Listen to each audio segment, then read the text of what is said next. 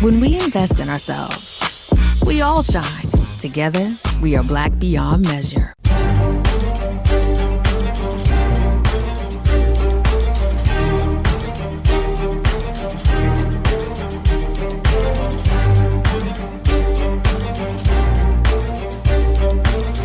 Welcome to the Black Table here on the Black Star Network. This is our weekly hour devoted to exploring ideas and subjects of special importance to people of African descent and others fighting to build a better society. Today we are joined by a regular guest here on the Black Star Network who appears frequently on the Horne Report with Brother Faraji and the Culture, but who appears everywhere. He is prolific scholar, author, activist, fighter for social justice, geopolitical commentator, the host of his own show, Freedom Now, on the Pacifica Network, and the author of several dozen books. The last time he was with us, we discussed his latest book, The Counter-Revolution of 1836, and it seemed very appropriate in this moment when the United States of America seems to be caught up in border wars and states' rights exercises in the form of sending human beings from one state to the other as if there's some political stunt or gain that can be made. We'll invite him into this conversation around what's going on in Florida, what's going on in Texas as it relates to the actions of Governors DeSantis and Abbott, and help us really understand what's going on, both in a national and an international context. So without any further ado, we invite back to the Black Table our friend and brother and comrade, Gerald Horne. Welcome back, Brother Gerald. Thank you for inviting me. Always, brother. Maybe we can start with your take on these current actions by Ron DeSantis in Florida and Greg Abbott in Texas with regard to shipping folks who have come to these borders to places they would like to pretend have different political interests. And maybe you can tell us maybe to a couple of things. Where are these folks coming from to come to the United States?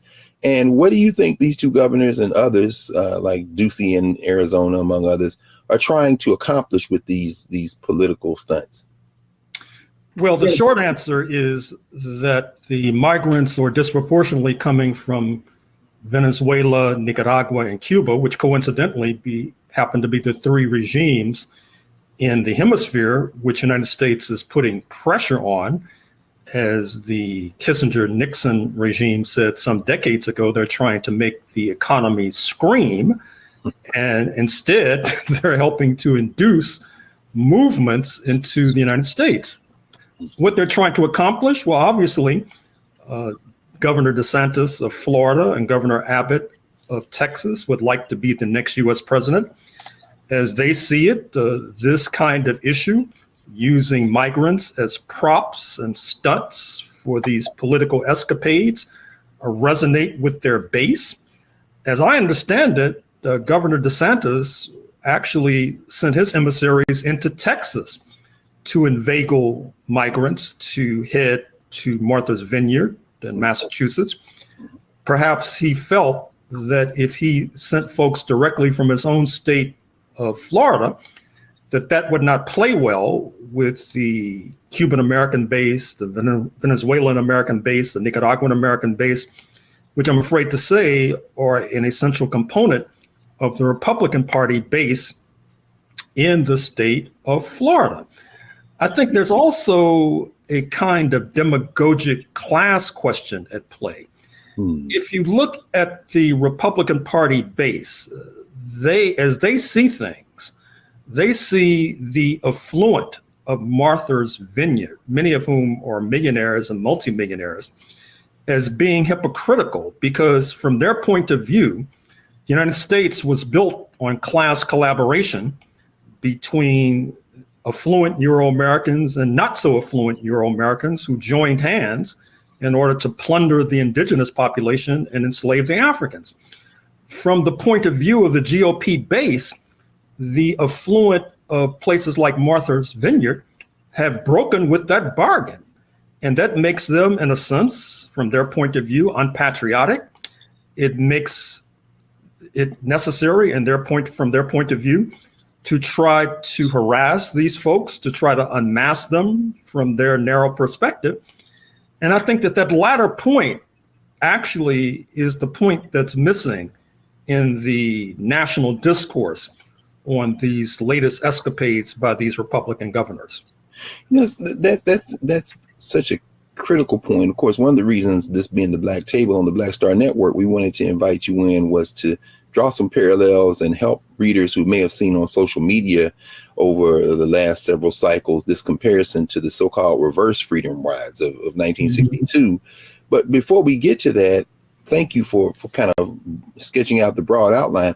It is intriguing, given the fact that you named Venezuela, Cuba, Nicaragua, the simple, how do you read the fact that these are Venezuelans who are coming from a country that the United States has worked assiduously to undermine in terms of its leadership? I mean, who are these Venezuelans in your sense? And of course, as you said, in Florida, very quickly, DeSantis backed off of the Cuban population, but the Venezuelans, as you said, should be upset. I mean, who are these Venezuelans? Are these the folks who supported Nicolas Maduro?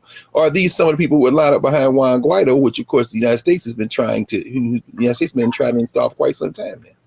Well, I think it's a broad array with regard to the Venezuelan population. Certainly, there are counter-revolutionary forces, but oftentimes there are folks who have empty stomachs.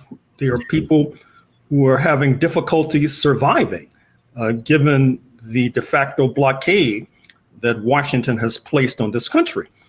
Now, if they had talked to me, I would have told them to try to hold on for a bit longer. I say that because you just had the election in neighboring Colombia, which led to a reinvigoration of diplomatic relations between Bogota and Caracas. If things go according to plan, we'll see the re-election, if you like, Lula da Silva in neighboring Brazil, which should bring another sigh of relief in Caracas and perhaps ease the pain that has been inflicted by the U.S. de facto blockade. But that's easy for me to say, sitting in the safety and comfort of Southeast Texas. And I think that as we have seen in Martha's Vineyard, I think our obligation is to try to extend a hand of assistance, to try to provide as best we can some kind of food and shelter, education for the children. It was quite distressing to hear about a suicide of one of these migrants in New York City just the other day. That bespeaks the kind of pressure they're being subjected to. And it also bespeaks the cruelty that is being inflicted upon them. You know that staff writer for The Atlantic, I think his name is Adam Serwer, wrote a book with regard to the Trumpistas, suggesting, quote, that the cruelty is the point. Yes. And I think that he has a point. Yes. Because I do think that in the Trump base, the idea of inflicting cruelty upon migrants, upon people not from the United States, it resonates deeply. It resonates with the history of this country. Absolutely. And we would be remiss if we failed to point that out. Now, with regard to the so-called reverse freedom rides, I was just writing something about that the other day, because you may recall Leander Perez of Plaquemine Parish, Louisiana. Yes. Of all of the troglodytes in Dixie, he could easily compete as troglodyte number one. And he, from Louisiana, was involved in this noxious adventure of trying to send Black people north, because his estimation was, well, you people in the North, you're so sympathetic to Black people, you take them. And Senator Russell Long of Louisiana, who, as you know, for decades was one of the most powerful forces on Capitol Hill, was supporting him. And I think that should remind all of us that today the victims may be those from Venezuela, but tomorrow, particularly given this rise of neo-fascism, it's not beyond the realm of imagination that Black people, again, could be in the crosshairs for being shipped across the country like so many cattle. Wow, that's and this is something we're definitely going to get into. One of his lieutenants, which we'll talk about in a moment, George Singelman, one of the architects there of these reverse freedom rides. As you say, the push factors drawing those desperate people of African descent, poor people, out of the South, out of Texas and Louisiana and Alabama and other places in the 1960s. I guess, as you say, you make a parallel between those who are not able to hold on in places like Venezuela and other places. But, you know, we're coming up on a break, but I can't resist the urge to ask you, I've heard you talk a lot across a number of different platforms about what you see emerging as a possible event horizon in terms of multipolar world emerging in this unique moment in history. And he like say, if they could have just held on, Lula comes back. I mean, do you really think we are on the verge of something we haven't seen in recent memory in terms of world politics? Oh, I think so. I guess I should give a brief response since we're on the cusp of a break. And we can come back on the other side. In fact, you know what? Why don't we take a pause? When we come back, that'll give you plenty of time to stretch out. That'll give us, I'm sure there's some royal funeral watchers who want to know what place England plays in this new multipolar world or not. So we come back. So why don't we take a pause now, Prof? And when we come back on the other side here at the Black Table, we will continue our conversation with Professor Gerald Horne. And we are glad that you all are here. This man is an international treasure, and we're glad that the Black Star Network has been able to prevail upon him for some of his time as we continue in our work. So we'll be back in a moment.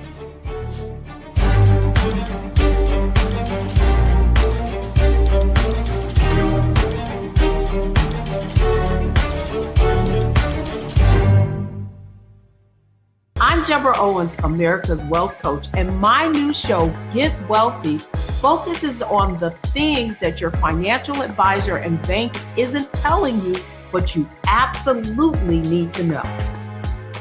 So watch Get Wealthy on the Black Star Network.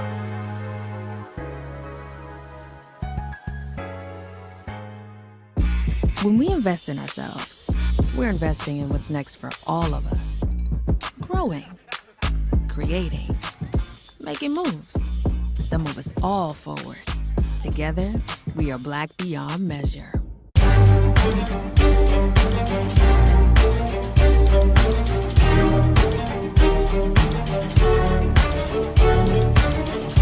Welcome back to the Black Table here on the Black Star Network. Greg Carr here, your host with Professor Gerald Horne.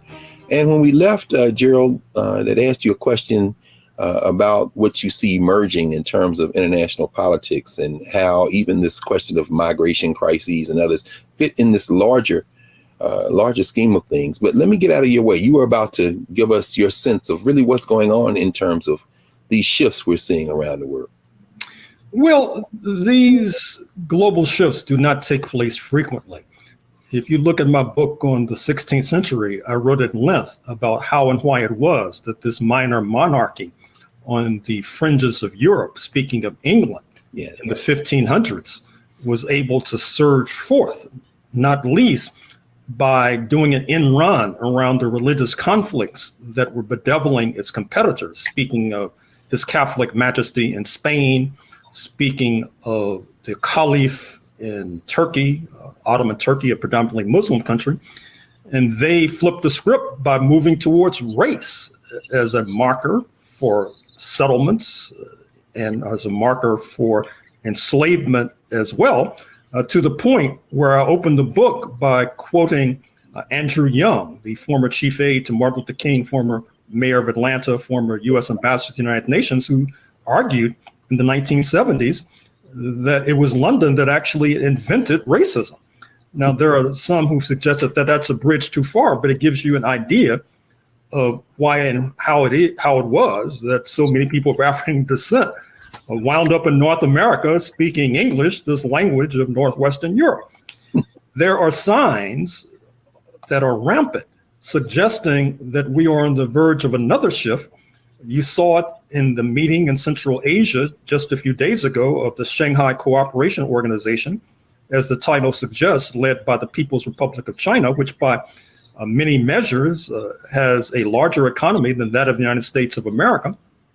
And you see other nations banging on the door, trying to gain admission to the SCO or trying to gain admission to the Allied Organization, Speaking of BRICS, Brazil, Russia, India, China, and South Africa, the Financial Times of London reported just a day or two ago that as we speak, China supplies more capital to developing countries than the International Monetary Fund, headquartered in Washington, or the World Bank, headquartered in Washington. And that's not taking into account its allies and comrades. So there is a distinct possibility that we are on the verge of a global shift. And if that takes place, I'm sure those with as much gray hair as I now have will recall what happened a half century ago when the United States set this process in motion, when they cut a deal with China against the interests of the then Soviet Union, which led to massive foreign direct investment into China, which has created this juggernaut.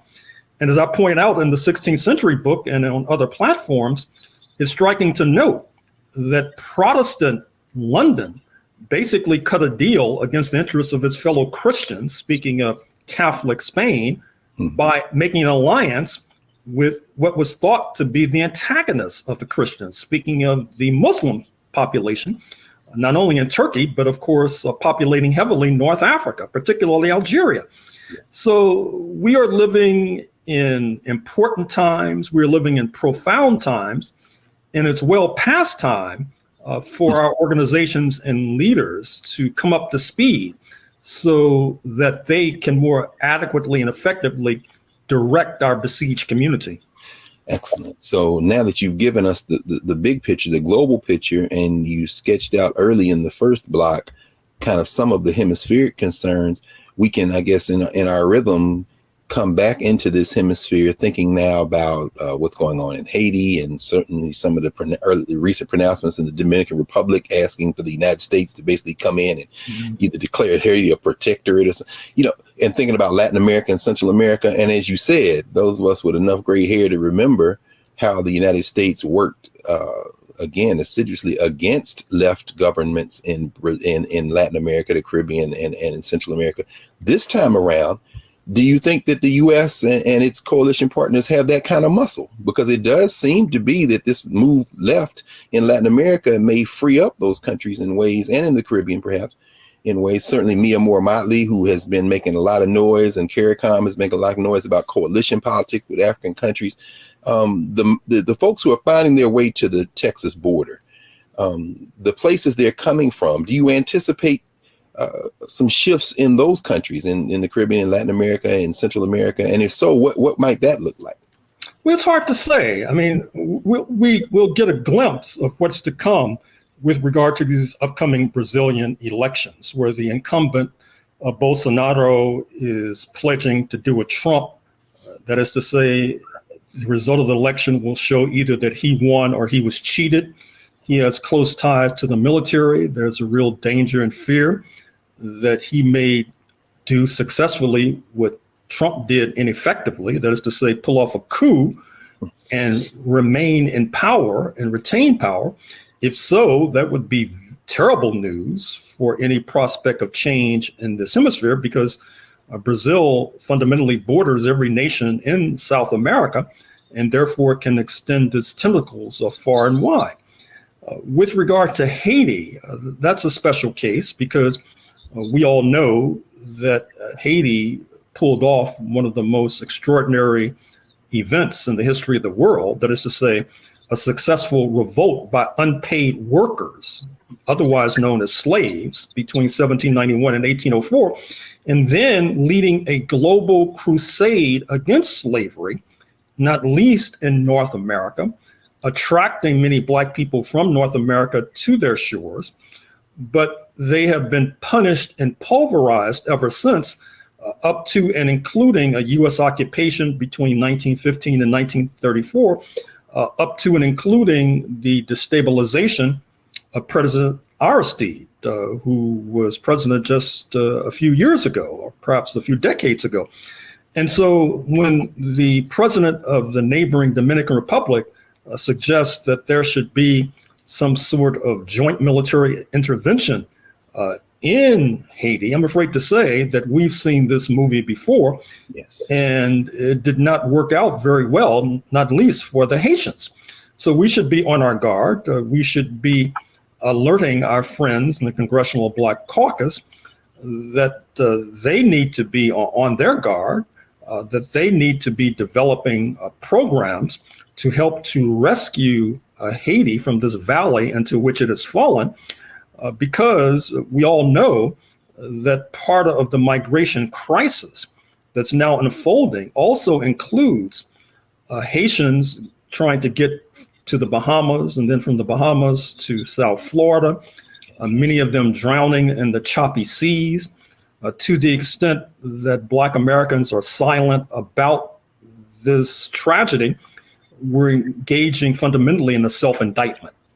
Yes. And it really is disheartening to see some of the policy statements, or policy positions rather, that certain members of the Congressional Black Caucus have taken in the last several months. Not only maybe with regard to Haiti and U.S. Foreign policy from the administration, but with regard to the Ukraine war. I'm thinking about Gregory Meeks, of course, and perhaps in trying to get African countries to pick a side and decide with the United States. But, history moves on. Sometimes policymakers have to catch up or not, so to speak. But let's think about this. And of course, the reason we asked you to join us today, you've mentioned, you say you're writing about it, the reverse freedom rides. Of course, the Vice President of the United States, Kamala Harris, was deputized as a sort of border czar, I suppose, of sorts. And the governor there in Texas, Greg Abbott, sends some of the folks who have crossed the border to her house, to the Naval Observatory, which I was over the other day watching everybody lined up in front of the British Embassy to sign the guest book. And of course, that's right there in the same neighborhood across the street from the South African Embassy, of course, where Kamala Harris lives. And these folks were dropped off there. And of course, as we'll talk about in our next block, as we walk through the history of the reverse freedom rides, we saw folks dropped off by the governor of Florida. Well, I guess he went into Texas. They claim nobody knew that he was coming. His people, as you say, in Martha's Vineyard. What do you make of this this attempt by Abbott to literally drop these folks off at the door of the sitting vice president of the United States? What was that about? Well, first of all, he's in a tough re-election race with Beto O'Rourke. A poll suggests that he's ahead by single digits. And for a Republican in Texas, that's not good news, since they controlled the levers of power across the board for about 3 decades now. And so he wants to stir up his base. Vice President Harris is not, shall we say, a popular figure amongst his base. In fact, they despise her. And once again, he's playing on that contradiction whereby people in the base of the Republican Party feel that if you look at the history of this country, there was collaboration between and amongst elites on the one hand and common, ordinary Euro-American working class people and poor people on the other hand. Now, we were able to disrupt that bargain in the 1960s. And actually, the book that I'm writing about concerns Washington, D.C., because what we should not forget was that Washington, D.C., where you're now sitting, was a critical and crucial theater, not least because at the same time that these so-called reverse freedom rides were taking place, you had African nations opening embassies and legations and chanceries in Washington, D.C. Oftentimes, they were being harassed by the Metropolitan Police of Washington, harassed by their neighbors in these affluent Northwest Washington neighborhoods. But this was compromising the United States' attempt to win over their populaces, to win their hearts and minds, to use the phrase of that era. And so that created enormous pressure on Washington to begin to try to remove the most egregious aspects of Jim Crow so that they could appeal more effectively to these African and Caribbean populations through their diplomats, envoys, and emissaries. But at the same time, this had obvious benefit for the resident so-called U.S. Negro community. As I've mentioned before, Washington tried to do an end run around that contradiction by preparing buttons to be placed on the lapels of African and Caribbean diplomats so that they could enjoy restaurants and hotels and the like. But the rather genius, slick Black American students, such as at Howard University, yes, they could manufacture the speak with a phony accent, sure, and gain access to these restaurants and accommodations. So the whole plan fell apart. And so Washington was dragged kicking and screaming into this new era of anti-Jim Crow. And this was not well understood by the Dixiecrats, for example, Leander Perez and Russell Long, the senator from Louisiana, who then began to launch these reverse freedom rides to further embarrass the national government, because of course they despised the federal government in Washington in any case, because the federal government had prosecuted the Civil War, expropriated their enslaved property in the millions, if not billions, without compensation, leaving formerly affluent families poverty-stricken. yes. So the point that I'm trying to make ultimately is that Black Americans have a stake with regard in this immigration crisis and this migration crisis, because not so long ago, we were the props who were being used to embarrass the federal government. And I'm afraid to say the way politics are going in this country with the rise of neo-fascism is not beyond the realm of imagination that we may become props again. That's true. Well, let's pick up with that on the other side of the break, Gerald. You've gotten us into the 1960s, right into the bullseye of the context for the reverse freedom rides. And so when we come back in a moment with Professor Horne, we're going to continue this conversation and really dig into what the reverse freedom rides were, what were the objectives, how did they succeed, how did they fail, and what did they reveal about the nature of African experiences here in the United States and the political context in which we've engaged in our fight. So we'll be back in a moment here at the Black Table on the Black Star Network.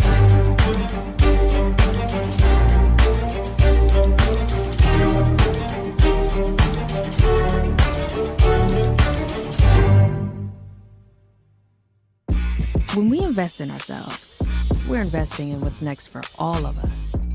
Growing, creating, making moves that move us all forward. Together, we are Black beyond measure. Hi, I'm Dr. Jackie Hood Martin, and I have a question for you. Ever feel as if your life is teetering and the weight and pressure of the world is consistently on your shoulders? Well, let me tell you, living a balanced life isn't easy. Join me each Tuesday on Black Star Network for A Balanced Life with Dr. Jackie. We'll laugh together, cry together, pull ourselves together, and cheer each other on. So join me for new shows each Tuesday on Black Star Network, A Balanced Life with Dr. Jackie.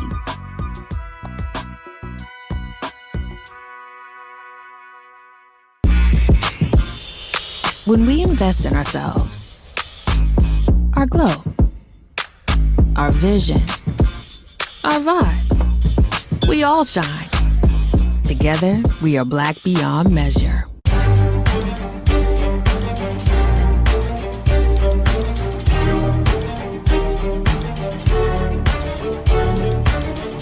Welcome back to the Black Table here on the Black Star Network. Remember to support the Black Star Network across all of its streaming platforms, and make sure you subscribe and download the Black Star app.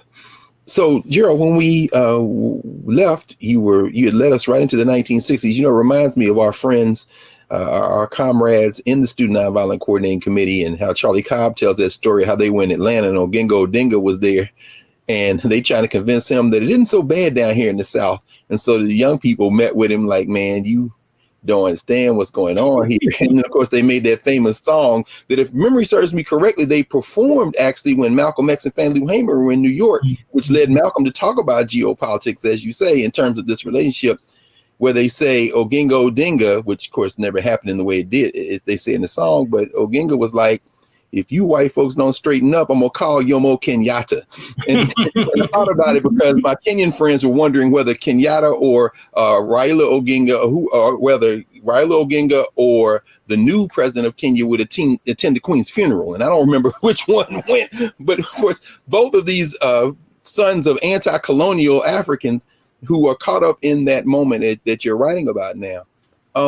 Let's talk about those reverse freedom rides. I mean, of course, the same Student Nonviolent Coordinating Committee and their comrades in Carr have the freedom rides, which some of the reverse freedom rides folks, the White Citizens Council and others, claim that they are doing in reverse. So what were the reverse freedom rides? You've begun to trace it out for us, but we know in the spring of 1962, they start doing what exactly, these racists in the South? Inveigling and inducing Black Americans to get on transport to send them, for example, to Cape Cod, Massachusetts, to the Hyannisport home of then U.S. President John F. Kennedy. You asked, what did they expose? And I think it exposed a much deeper vein in the body politic of the United States of America. That is to say that close or even not so close students of U.S. history should probably know that the presence on these shores of people of African descent has been a contested phenomenon. That is to say, on the one hand, obviously, our free labor was desirable to some. But if you look at the history of the state of Georgia, for example, when it was established against the interests of the indigenous population in 1733, the idea was for Georgia to be a so-called all-white colony, so-called. But it didn't work out, obviously, since per the 2010 census, Georgia had the largest Black population in the United States of America. Today, the 2020 census says that it's Texas. But I think that episode, if you begin to trace it, you can then trace it to the American Colonization Society, which in the 19th century began to try to deport free Negroes to Liberia. That's the origins of that West African state. Many free Negroes, of course, wound up in Sierra Leone, a neighbor of Liberia. And then when you get to the U.S. Civil War, the sainted and vaunted Abraham Lincoln had a series of negotiations with various states trying to find a landing place for the newly emancipated Africans. There was a serious attempt to send our ancestors to Brazil. I talk about it in that book. In the book I wrote, The Deepest South, on the United States and Brazil. There were attempts to send our ancestors to the Dominican Republic, and that barely failed. Otherwise, many of us would not be sitting here. And then post-Civil War, you had Senator Morgan of Alabama, who had the idea of sending free Black people to the Congo. After King Leopold took over that sprawling territory in West Central Africa, which by some measures is larger than Western Europe, he began dickering with Brussels to dispatch us all there. So this idea of reverse freedom rides had a lengthy genealogy, and it didn't pan out for various reasons, not least because those who the Dixiecrats were seeking to victimize had federal power at their disposal. Just like today, even though I'm not sure how serious this idea is of bringing criminal charges for human trafficking against Governor DeSantis of Florida, certainly that should cause him to divert some of his resources for re-election to hiring more lawyers to at least investigate the prospect. So once again, I think that it's very important, it's incumbent indeed for our organizations, for our leaders, for our intellectuals to keep a close eye upon this tragedy that's unfolding in Martha's Vineyard and other sites, because who is to say that we will not become the next victims, given the lengthy history of trying to send us to various climes as if we're pawns on a chessboard. Absolutely, Joe. And it really is striking, isn't it, brother? Because this is in our living memory. I mean, you mentioned Russell B. Long, and he had, of course, it didn't get anywhere, but he did propose it. I think it was 1962, the same year as they did the reverse freedom rides. he proposes putting legislation on the floor in the U.S. Senate to send us, quote unquote, back to Africa. And this is in our living memory. And so, and as you talk about these push and pull factors, you started, of course, in the first block talking about these kind of intra-racial class issues in white communities in the United States. In the Black community with the reverse freedom rides, even as they call themselves trying to make a point, there are some pull factors as well, like the immigrants you have already discussed coming from Central America and other places. There in Latin America, there are people, poor Black people, leaving the South in the 1960s, early 1960s, to the rate of around 400 people a day, maybe 150,000 people a year by the first half of the 1960s. And some of these folks who get on these rides are induced. These reverse freedom rides are induced in the same way, as you say, these folks in San Antonio, and there seems to be a local sheriff who's already started to say he's going to investigate. What did you promise these people jobs? Well, they absolutely, as we know, in the reverse freedom rides in places like New Orleans, they put ads in the paper. We'll give you money. We'll give you a free ticket. And there's a job or job training waiting for you on the other side, and then they try to induce the NAACP and the Urban League to help them. These racists say, well, so I mean, how do you interpret the pull factors, both on those who participated in the reverse freedom rides then, and how does that compare to the immigrants now who are saying, hey, I have nothing to lose? Well, it's very interesting. That Charles Blow, the Black columnist for the New York Times, he's been on the soapbox lately, clamoring for a so-called reverse migrations, suggesting that he's moved to Atlanta, for example. Yes. He thinks that Black people should be moving south of the Mason-Dixon line for various reasons that we need not go into here. Well, did he read Behold the Land? Perhaps he read Behold the Land, Gerald. He's channeling his inner Du Bois. But go ahead. Well, I don't dismiss that altogether. If you have a job opportunity in Atlanta, why turn it down if you're living in Manhattan? But at the same time, I think that there is a reason why over the decades, there has been an influx north of the Mason-Dixon line into places like Chicago and Detroit and Cleveland from Alabama and Mississippi. I grew up in St. Louis, and my parents were born and raised in Mississippi. I grew up on a steady diet of horror stories about Mississippi. One of my mother's favorite sayings was, "Don't tell me nothing about Mississippi." I remember reading your sister's book about y'all's mom. No question. There's a reason for that. I still have burned into my memory the idea that you had to step off the sidewalk if they were coming towards you on the sidewalk in Mississippi, that you could be executed if you looked the person in the eye when you were talking to them. You were supposed to look down or look away. Yes. And so this is a very complicated question. And as I've tried to stress, I'm not sure if it's all behind us. I think one of the points I've been stressing in my work is that there was a very unique and peculiar confluence that led to the erosion of Jim Crow in the 1950s and the 1960s, not least that international pressure that I was just sketching a moment or two ago. But I think that some of our leaders and organizations felt that there was a final settlement of what used to be called the Negro question, but actually there was just a truce. And with regard to a truce, any party on either side of the equation can decide to move away from that truce if they feel that the underlying conditions that gave rise to it are no longer obtained. And I think that the latter point is a fair assessment of the thinking of the Trumpistas and our political opponents. That's why we have to be on guard. That's why we should see coming to the defense of these migrants in Martha's Vineyard as a kind of firewall. That is to say, aiding them ultimately is aiding ourselves. That's a perfect place for us to pause, and we'll go when we come back to the future and actually the present, how we can learn from this so-called immigrant crisis, which is being fomented, of course, by those who have different political objectives than we do, and try to see how we and what we should be doing to address this situation. So back in a moment.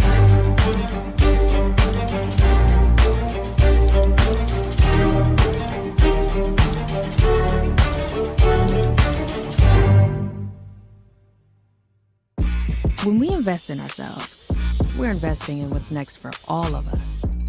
Growing, creating, making moves that move us all forward. Together, we are Black beyond measure. When you talk about blackness and what happens in Black culture, we're about covering these things that matter to us, speaking to our issues and concerns. This is a genuine people-powered movement. There's a lot of stuff that we're not getting. You get it, and you spread the word. We wish to plead our own cause. Too long have others spoken for us. We cannot tell our own story if we can't pay for it. This is about covering us. Invest in Black-owned media. Your dollars matter. We don't have to keep asking them to cover our stuff. So please support us in what we do, folks. We want to hit 2,000 people, $50 this month, raise $100,000. We're behind 100,000, so we want to hit that. Y'all money makes this possible. Checks and money orders go to P.O. Box 57196, Washington, D.C. 20037-0196. The Cash App is $RM Unfiltered. PayPal is R Martin Unfiltered. Venmo is RM Unfiltered. Zelle is Roland@RolandSMartin.com. When we invest in ourselves, we all shine. Together, we are Black beyond measure.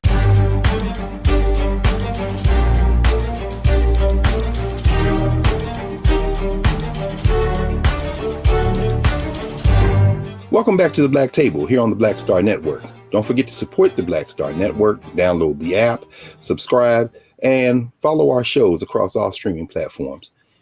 We're wrapping up today with Professor Gerald Horne, who has given us a global and a local and historical perspective on this ginned up immigrant crisis.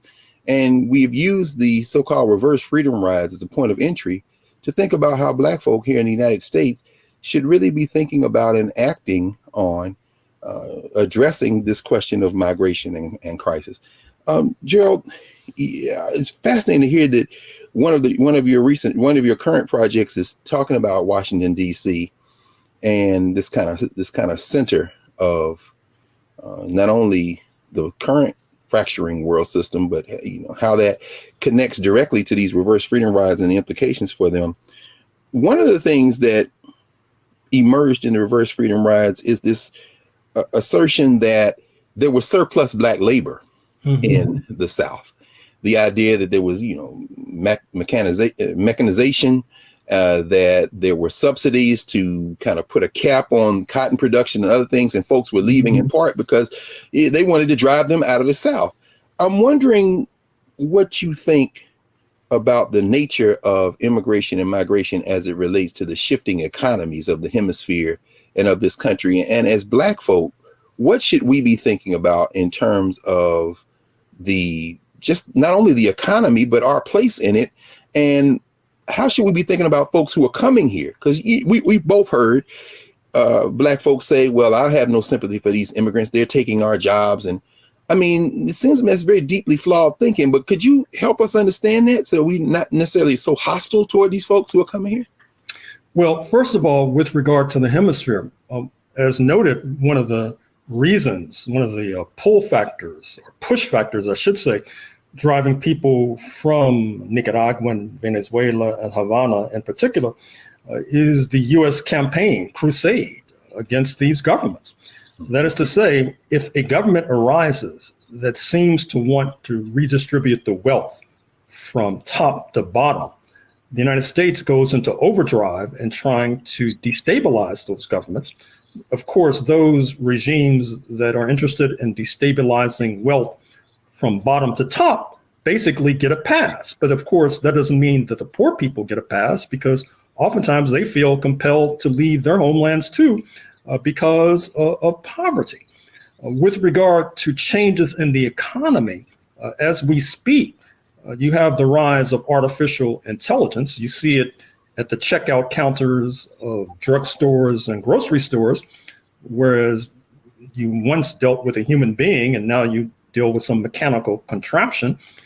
We've been promised that just around the corner are driverless vehicles, which should cut a prodigious swath through Uber and Lyft drivers, not to mention through truck drivers.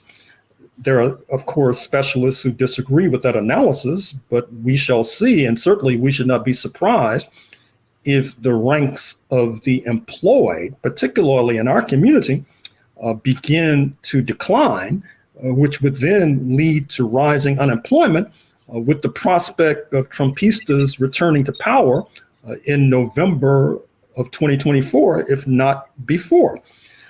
With regard to the present moment, I've noticed that LULAC, the League of United Latin American Citizens, has been on the case in Martha's Vineyard in particular. I would like to see them joined by the NAACP. I have no reason to think that that's not happening. And indeed, just like I would like to see a further collaboration between the NAACP Legal Defense and Education Fund and its peer, its counterpart, the Mexican American Legal Defense and Education Fund, because obviously the issues are parallel, the issues are in common, and I'm not sure if we have enough strength on our own to go it alone. Certainly domestically, and definitely we need international support as well. And I would imagine through MALDEF, the Mexican American Legal Defense and Education Fund, we could be reaching out to our friends in Mexico City who over the decades have been very helpful to our struggle, going back at least to the struggles of Black heavyweight boxing champion Jack Johnson at the turn of the 20th century, who received succor and support from friends in Mexico City. So I don't think that there is a deficit in terms of trying to discern what is to be done. The only problem might be political will. And there it is, political will. And thinking about the crisis in Jackson, crisis in Flint, the ability of local lawmakers, state-based lawmakers to strangle these places, in part because they come off as blaming this on mismanagement, when in fact they sound almost like some of these moderate, quote unquote, moderate white, relatively speaking, moderate white policymakers in the 60s who, when the White Citizens Council approached them to fund the reverse freedom rides in places like Arkansas and Louisiana, they balked because, as you said, they did not want to further exacerbate the relationship with these emerging non-white nations, certainly the African nations, and they didn't want to be painted as racist. But they seem to be terribly effective when they appear to be more moderate, when in fact we know they're not. So I guess in the moments that we have before we wrap, I'm wondering if you might take a stab with your lawyer hat on to speculate a little for us. Could DeSantis be in trouble here, inducing folk onto a plane in San Antonio, a quick stop in Florida, and then maybe another one before you end up in Cape Cod? You know, is this a matter of will too? I mean, if you put the case together, shouldn't this be kind of open and shut, or what do you think? Well, I think it should be, but if you're asking me if Governor DeSantis will be indicted relatively soon, I would probably answer no. No. Because what's happened is not only the stacking of the courts by Mr. Trump and his predecessor, George W. Bush, but perhaps even more important and more crucial is the ideological shift on the bench, where even incoming Justice Brown Jackson, if I'm not mistaken, has conceded during her confirmation hearings that she too was an originalist. That is to say, this cockamamie idea that you should interpret the Constitution based upon formulations in the 1780s by 55 men of property, a disproportionate percentage were slave owners, needless to say, and that originalist doctrine helps to bake into the cake of contemporary judicial thinking a kind of conservatism that even liberals, because of the correlation of forces, feel constrained to bow down to. Mm-hmm. So given all of that, I think in a just world, that is to say in a 1968 world, when we were creeping towards justice, I think that there would be an open and shut case against Governor DeSantis. But in 2022, I'm not so certain. Brother, that's chilling, because as we all know, if there's no rule of law, there's no enforceability, and they do seem to have retreated from the will to enforce the law. We're deeply grateful, Gerald, that you spent this hour with us here at the table, and this really allows us to have a starting point to think through some of the things that are occurring, and equally important to act as a result of having a little bit more information and perspective. So thank you again, brother. Thank you for inviting me. Always, always. So we'll return in a moment to clear the table and prepare for our next session here at the Black Table on the Black Star Network. Back in a moment.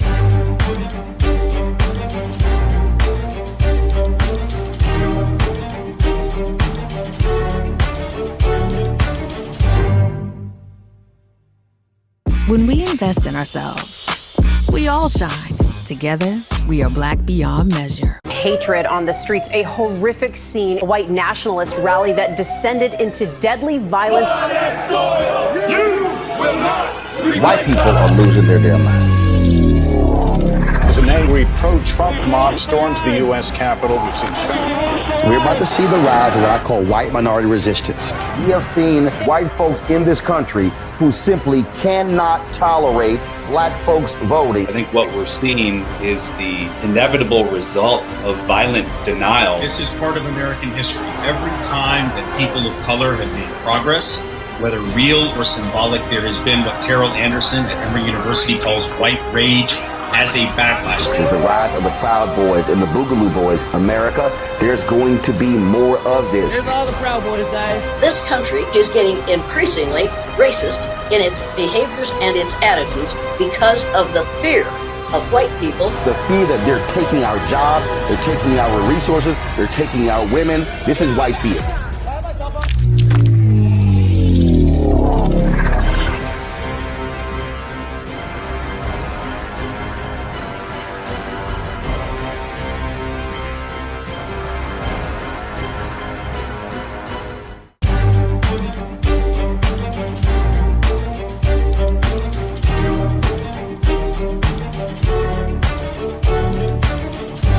In the spring of 1962, somewhere around 200 people of African descent were put on buses in places like Louisiana and Arkansas and Alabama and shipped to places like Detroit and Los Angeles, and almost half of those folk to Hyannisport in Massachusetts, to the Kennedy compound, vacation compound, in something called the Reverse Freedom Rides. The goal, to embarrass Northern liberals and to somehow act as if the folk in the South were acting in the best interests of these poor black folk who needed a fresh start on life. Here we are in 2022, and we see the governors of Texas and Arizona and Florida sending folks who are coming to the United States, having been pushed out of their countries in part because of the actions of the United States government, sending them to the residence of the Vice President of the United States here in Washington, D.C., to Martha's Vineyard off Cape Cod. And the speculation ensues, perhaps even to the home state of the President of the United States in Delaware. The parallels are very striking, and Gerald Horne has helped us not only see those parallels, but to interpret them. The question that Gerald left us with, the question that Professor Horne leaves us with always is, do we have the will? Do we have the will to stand on the right side of history and come together in all of our coalitions and all of the power that we have when we come together to intervene on behalf of our common humanity and stop this rising neo-fascism? Guess time will tell. So we're glad to have you here at the Black Table. Remember to subscribe to the Black Star Network, download the app, and we look forward to seeing you next week with another conversation here at the Black Table.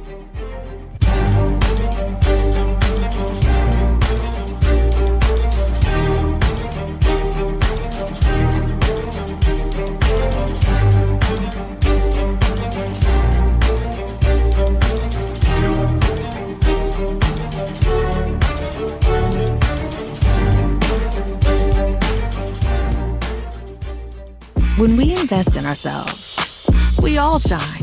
Together, we are Black beyond measure. When you talk about blackness and what happens in black culture, we're about covering these things that matter to us, speaking to our issues and concerns. This is a genuine people-powered movement. A lot of stuff that we're not getting. You get it, and you spread the word. We wish to plead our own cause. Too long have others spoken for us. We cannot tell our own story if we can't pay for it. This is about covering us. Invest in black-owned media. Your dollars matter. We don't have to keep asking them to cover our stuff. So please support us in what we do, folks. We want to hit 2,000 people, $50 this month, raise $100,000. We're behind 100,000, so we want to hit that. Y'all money makes this possible. Checks and money orders go to P.O. Box 57196, Washington, D.C. 20037-0196. The Cash App is $RM Unfiltered. PayPal is R Martin Unfiltered. Venmo is RM Unfiltered. Zelle is Roland@RolandSMartin.com.